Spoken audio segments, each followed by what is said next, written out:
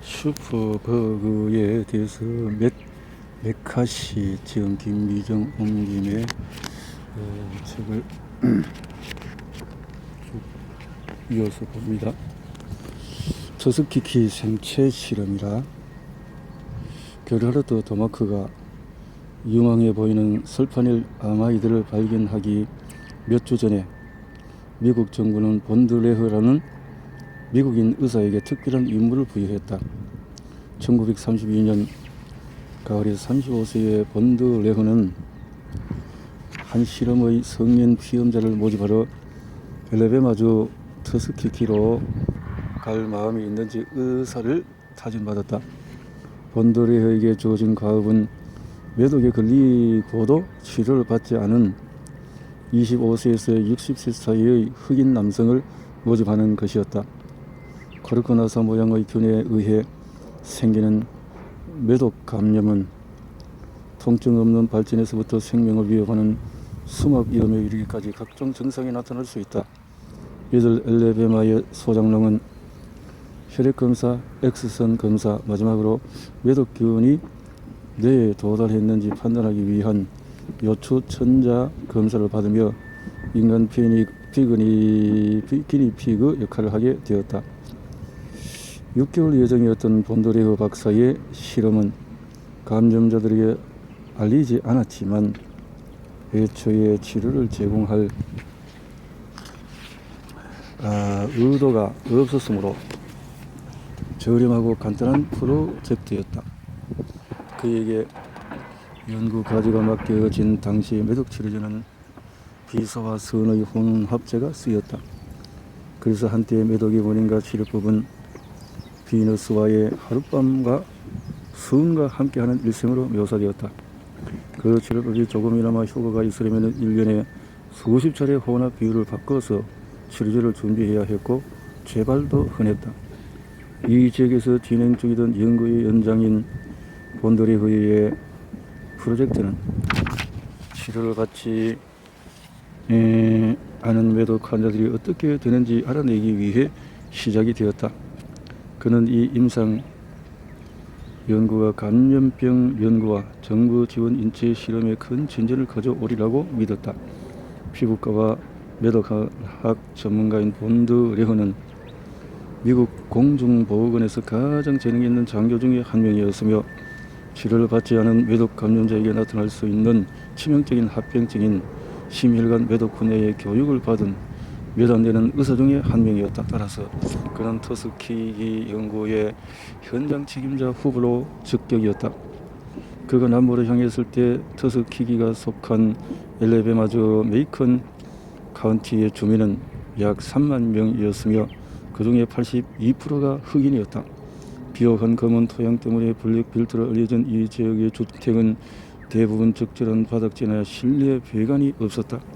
흑인 주민의 22%는 글을 읽지도 쓰지도 못했다. 이에 반해서 백인의 문명률은 2%에 불과했다. 결핵, 영양실조, 비타민 결핍이 흔했고 성인 남성 3명 중에 1명 이상이 매독을 앓았다. 블랙벨트 지역 주민 중에서 정기적으로 치료를 받는 사람은 거의 없었다. 매독 같은 만성 감염 질환을 치료받지 않는 경우가 많다는 의미였다. 1932년 가을 도마크와 그의 연구팀이 설파닐 아마이드가 연쇄상 국인으로부터 쥐를 지켜준다는 사실을 발견했을 무렵 본드레흐는 엘레베마에 도착했다. 그의 첫 번째 목표는 피험자 모집이었다. 매독 환자를 유치하기 위해 그는 흑인 학교와 교회를 찾아가 정부 의사들이 무료 혈액 검사를 해주러 나왔다고 발표했다. 진료에 굶주렸던 메이컨 카운티의 가난한 주민들은 엘레베마 보건부와 메이컨 카운티 보건국의 현지 공무원들, 흑인들의 하버드 대학으로 알려졌던 터스키키 기술학교, 지금의 터스키키 대학과 함께 진행한 본드레흐의 연구에 참여하기 위해서 몰려왔다. 주 및 연방기금 협정조약에 따라서 현지 흑인 의사 1명과 흑인 간호사 1명이 환자 모집과 초기 평가를 도왔다. 현지인을 포함시킨 새로운 형태의 협업이었다. 이는 피험자가 인간인 향후 연구의 로드맵 역할을 해줄 것으로 생각이 되었다. 이런 협력 관계는 정부 관계자들이 임상시험의 필수 요소인 신뢰를 얻는 데 도움이 되겠다. 임상시험 조건에 부합하는 피험자들이 본도리오 박사를 찾아가면은 그는 신체 검사를 하고 시력을 채취해서 몽고메리에 있는 엘라베마 보건연구소로 보냈다. 첫 주가 끝날 무렵에는 300개의 시력 샘플이 수집되었다. 매덕균 양성 반응을 보인 남성들은 우편으로 검사 결과와 함께 추가 검사를 받으러 다시 오라는 통보를 받았다. 그러나 환자들은 그것이 매독 검사였다는 정보를 받지는 못했다. 그냥 나쁜 피를 갖고 있다고만 들었다. 이는 현지인들이 두통에서부터 소화불량에 이르기까지 다양한 질병을 묘사할 때 쓰는 표현이었다. 연구자들이 나쁜 피가 실제로는 거의 항상 성접촉으로 감염이 되고 선천적 장애를 일으킬 수 있으며 치명적일 수 있다는 전염성 질병을 지칭한다는 사실을 소장인들에게 설명하지 않았던 까닭에 그들은 연구에 참여하면서 수치심을 느끼지 않았다.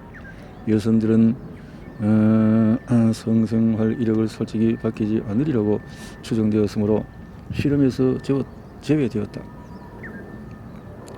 기만은 혼란을 초래했다. 아파 보이는 남자들은 나쁜 피가 없다는 이야기를 들었던 반면에 건강해 보이는 남자들은 나쁜 피를 갖고 있다는 이야기를 듣는 일이 흔했다. 요추천자를 할 때가 됐을 때 본도리오는 환자들이 어떤 검사인지 알면은 연구에서 빠지지 않을까 우려가 되었다. 그래서 상당한 위험이 따르는 검사라는 소문이 퍼지기 전에 한 번에 여러 명씩 불러들여서 신속히 그 검사를 받게 했다.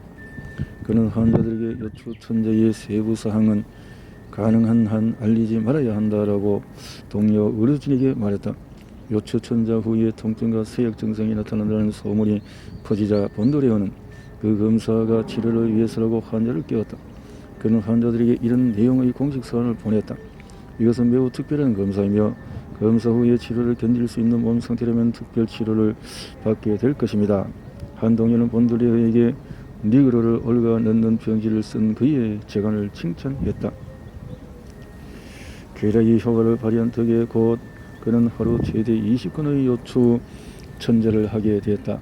고단한 6개월의 연구가 끝나갈 무렵에 본도리오는 수많은 데이터에 매료되어 연구기간의 연장을 요청했다. 그는 5년마다 10년만 더 관찰해보면 치료되지 않은 매독의 자연적인 경과에 대해 귀중한 통찰을 얻게 될 거라고 말했다.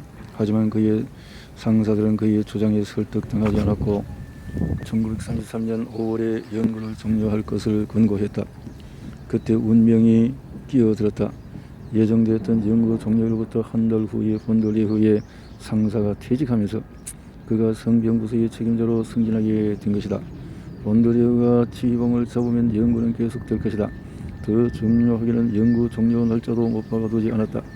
마지막 등록 환자가 죽을 때까지 수십 년의 시간이 있음을 본도리오는 알고 있었다. 그 결정으로 터스키기 소장농들은 환자에게서 실험 대상자로 바뀌었고 곧 일어날 놀라운 의학 발전에 격리된 채 과거에 멈춰 있게 되었다. 본도리오의 연구는 대공황을 지나서 1930년대까지 계속되었지만 2차 세계대전 후 문제가 생겼다.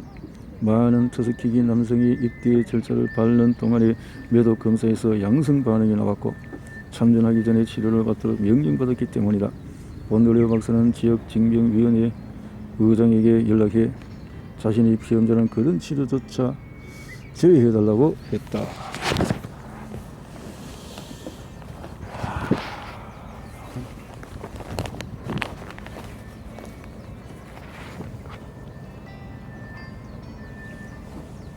예, 여보세요.